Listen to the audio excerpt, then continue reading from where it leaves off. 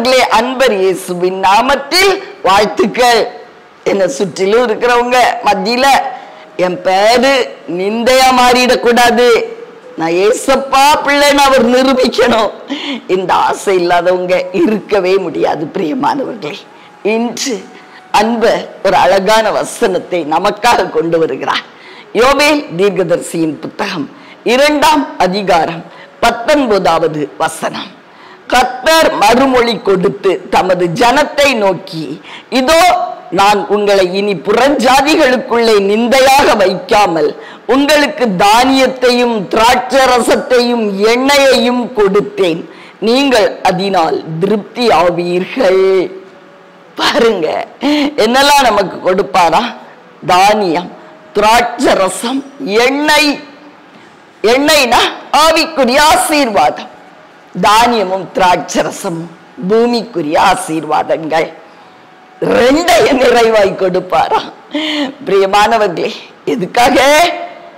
உங்களை சுற்றிலும் இருக்கிற உங்களுடைய சமுதாயத்தார், சொந்தக்காரர்கள், உறவினர்கள், குடும்பத்தார், நண்பர்கள் மத்தியில நீங்க நிந்தை அனுபவிக்க கூடாது.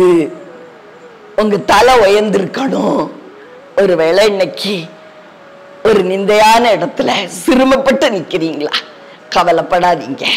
கர்த்தருடைய ஆவியானவர் இன்னைக்கு அழகான ஒரு வசனத்தோடு நம்மை சந்தித்திருக்கிறார். அவர் வாக்கு கொடுத்தபடியே தானியம் குறைவுபடாது, திராட்சை ரசம்னா அது மகிழ்ச்சியை குறிக்கும், குறைவுபடாது. இன்னும் எண்ணெய்னு சொன்னா ஆவிக்குரிய ஆசீர்வாதங்கள், வல்லமைகளையும் வரங்களையும் கொடுப்பார். உங்களுடைய விண்ணப்பங்களுக்கு பதில் உண்டாகும். இதெல்லாம் பார்த்து உங்களுடைய சுற்றத்தார் எல்லாரும் ஆச்சரியப்படும்படி அவர் செய்வார். உங்களுடைய தலையை உயர்த்துகிறார். பிரியமானவர்களே, சந்தோஷமாய் இருங்கள், உற்சாகமடைங்கள். தேவனுடைய வசனத்தை நம்புவோம், வார்த்தையில நம்முடைய சிந்தையை பதித்து வைத்துக் கொள்வோம். உங்களுக்காக ஜெபிக்கட்டுமா? பிரியமானவர்களே, அன்பின் பரலோக தகப்பனே, அருமையான இரட்சகா, ஆவியானவரே, அன்பான தெய்வம் அப்பா, எங்களுடைய சுற்றத்தார் உறவினர்கள் மத்தியிலே நாங்கள் நிந்தையான வாழ்க்கை வாழாதபடி எங்களுடைய தலையை நீர் உயர்த்துவதற்காய் நன்றி. நிச்சயமாய் உயர்த்துவார். கடன்களை மாற்றி உயர்த்துகிறார்.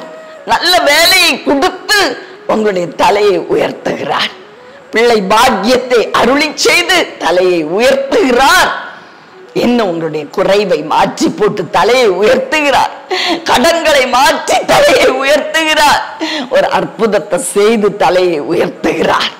பெற்றுக் கொள்ளுவோம், எடுத்துக் கொள்ளுவோம் அவருடைய கரத்தில் இருந்து ஆசீர்வாதங்களை. இயேசுவின் நாமத்தில் ஆமென்.